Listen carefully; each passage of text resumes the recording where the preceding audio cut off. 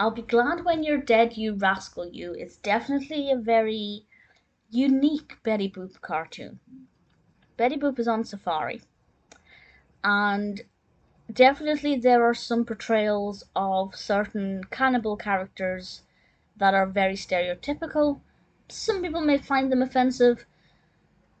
I don't think it's necessarily withstood the test of time because of these characters, but it by no means is it the worst kind of interpretation that I've ever seen. But that's just something to bear in mind. But what happens for the majority of this cartoon? And I'm going to tell you what happens, but I'm not going to describe it in too much detail because you really need to see it to believe it. It's quite bizarre. For about what felt like about 3 minutes, that might be a bit too much, but they're running away.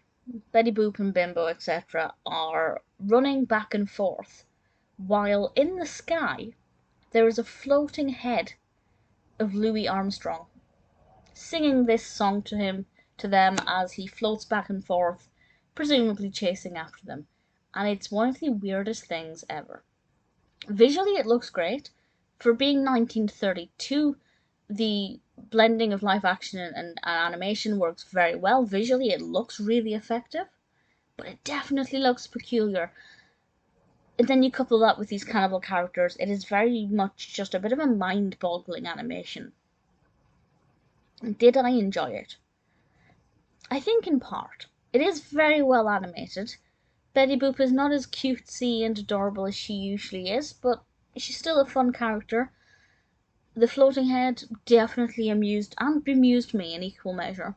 So it's not terrible. If you're a fan of Betty Boop cartoons, I would definitely say check it out, or indeed if you're a fan of Louis Armstrong. By no means would I say it's my favourite, and I don't like the title.